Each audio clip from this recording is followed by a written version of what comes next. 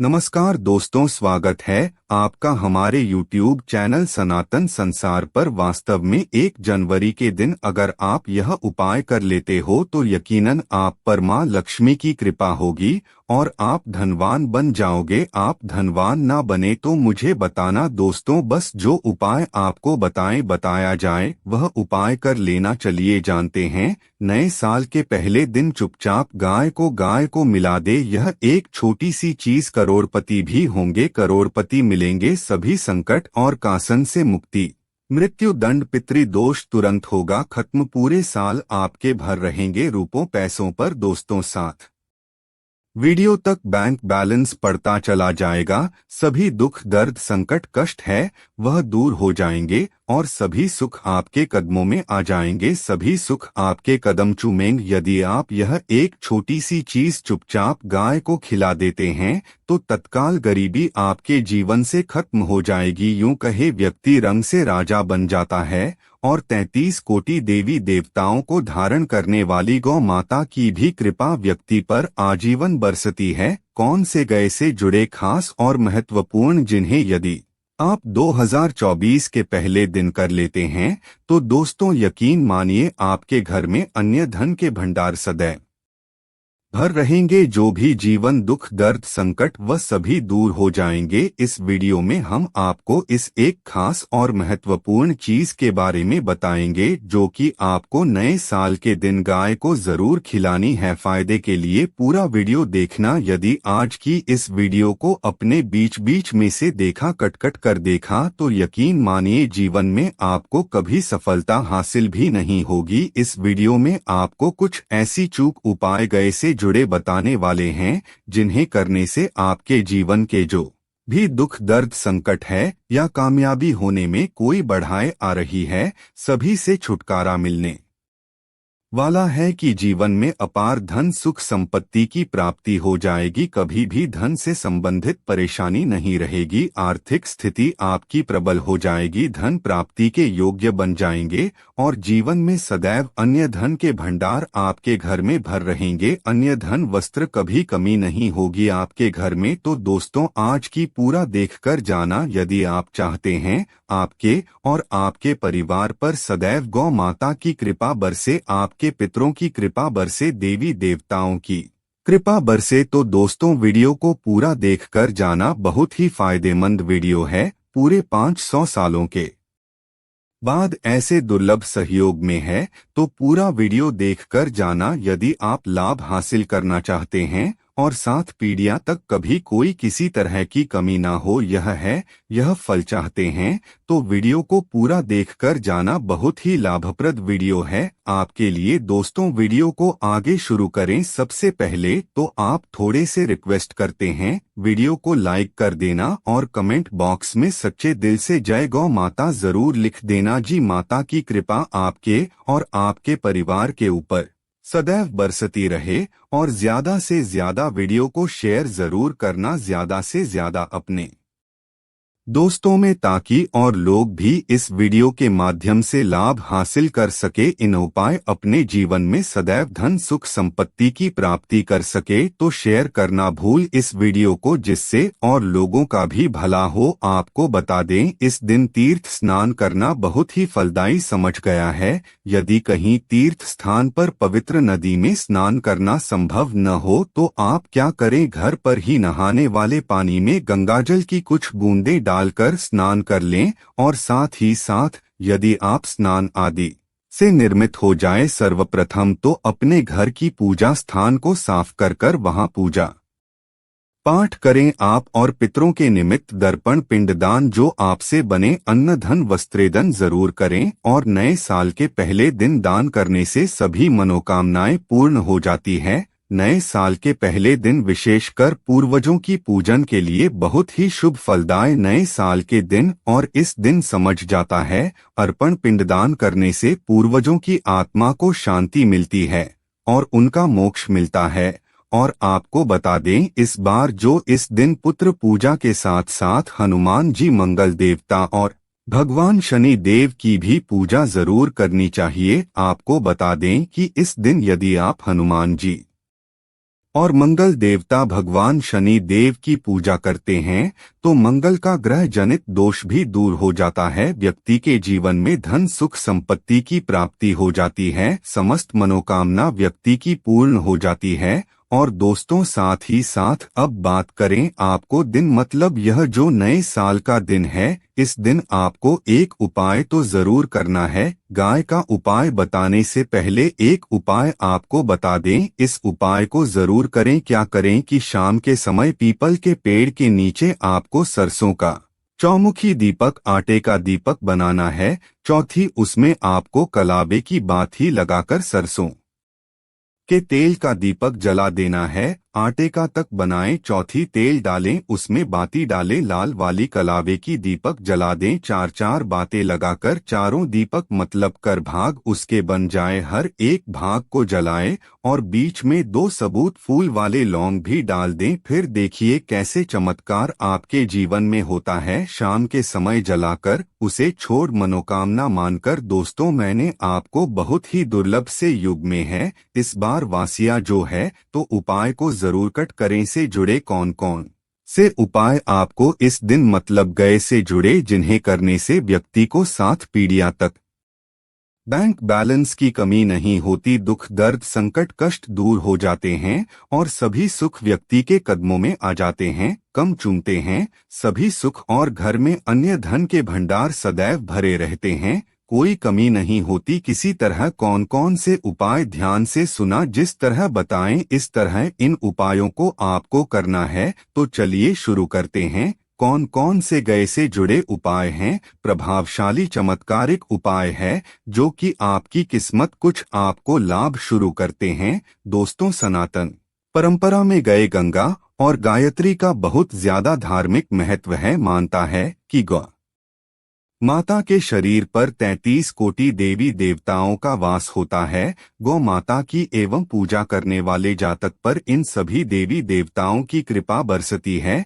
गौ सेवा से न सिर्फ इस जन्म के बल्कि पूर्व के भी दोष दूर हो जाते हैं। हर एक सुबह जब आपके घर में भोजन बना प्रारंभ हो तो सबसे पहले बनाई गई रोटी को आप गौ माता के नाम से निकाल दें और भोजन करने से पूर्व गौ माता को इस रोटी को मिलाएं। यदि संभव हो तो काली गाय को खिलाएं, यदि काली गाय ना मिले तो सफेद गाय को भी आप खिला सकते हैं। हर एक और मांगलिक काम में गौ माता या उनसे जुड़ी चीज जैसे गाय का गोबर, गोमूत्र, गाय का दूध अथवा गाय के दूध से बना घी जरूर शामिल करें, इससे आपको पुण्य भाव की प्राप्ति होगी। सनातन परंपरा के अनुसार जिस घर में गाय होती है उसे घर से जुड़े सभी वस्तु दोस्त स्वतः ही खत्म हो जाते हैं। किसी भी पूजा में गए से हासिल पर कोई भी पूजा पाठ और हवन सफल नहीं। या दोस्तों गौ कृपा पाने के लिए प्रतिदिन, सप्ताह अथवा महीने में परिवार समेत एक बार गौशाला जाने का नियम जरूर बनाएं।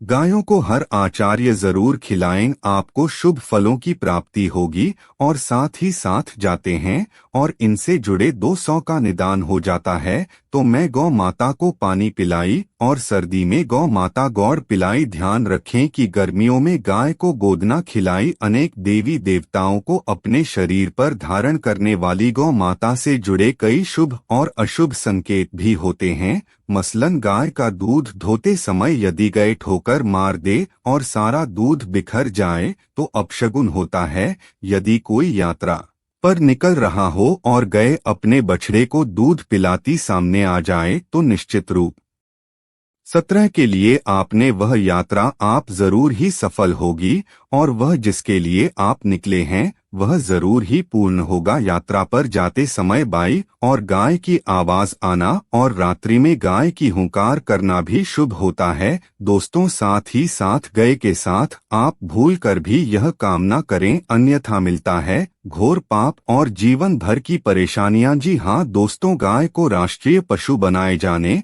और इन्हें मौलिक अधिकार दिए जाने की बात हो रही है तो सवाल उठता है, गाय संस्कृत का अहम हिस्सा है, तब भी गाय के साथ लोग खराब व्यवहार कैसे कर लेते हैं। गाय डर डर भटकती रहती है, भरपेट इन्हें 4 तक लोग नहीं देते। गाय जब तक दूध देती रहती है तो उनकी सेवा होती है और जैसे ही दूध देना बंद कर देती है तो लोग इन्हें उनकी किस्मत पर छोड़ देते हैं, सड़कों पर और गलियों में भटकने के लिए। ऐसे में गोवंश जीवन को कोई डंडे मारता है तो कोई उन पर पानी डाल देता है, कभी वाहनों से कर लग जाती है तो कभी बीमार होकर बेचारी यह गए दम तोड़ देती है। ऐसे में जरूरत है इन बातों को जानने की गाय को लेकर शास्त्रों में क्या कहा गया है, गाय के साथ आपको कैसा व्यवहार करना चाहिए। क्या दोस्तों, गाय को कभी भी मारना पीटना नहीं चाहिए। शास्त्रों में गाय को माता का दर्जा दिया गया है।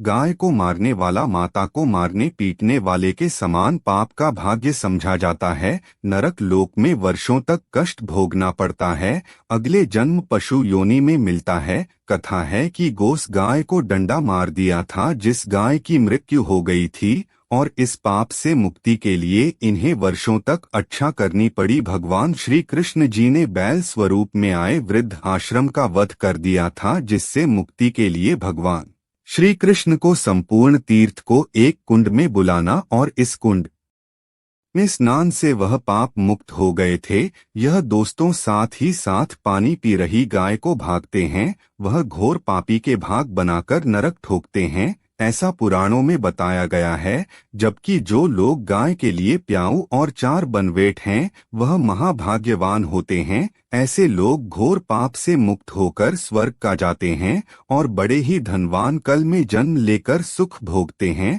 और साथ ही साथ आराम कर रही गाय को कष्ट देकर कभी भी उठाना नहीं चाहिए। कहते हैं कि इस स्थान पर गए बैठी है, वहां से नकारात्मक ऊर्जा गाय के बैठने की जगह को जो लोग नियमित साफ रखते हैं वह जन्म में किए गए जाने अनजाने में पापों से मुक्ति हो जाती है और गोलोक में स्थान पाते हैं। गाय को डंडा मारकर उठना, पानी डालकर उठाने से मनुष्य पाप का भागी बनता है और अगले जन्म में उसे दर दर भटकना पड़ता है। और साथ ही साथ शास्त्रों में बताया गया है कि गाय का दूध उसके बछड़े के लिए होता है। गाय के बछड़े से बचा हुआ दूध ही मनुष्य को लेना चाहिए, परंतु कुछ लोग एक बार गाय को दूध लेने बाद फिर से बछड़े के लिए बचा हुआ दूध भी धो लेते हैं। ऐसा करना घोर पाप कहा जाता है। ऐसे दूध को देने वाला और ग्रहण करने वाला दोनों कि पाप के भागी बन जाते हैं। साथ ही साथ शास्त्रों में कहा गया है कि गोवंश मतलब गए और बैल के पीठ पर नहीं बैठना चाहिए, उनके पीठ पर बैठने से महापाप लगता है।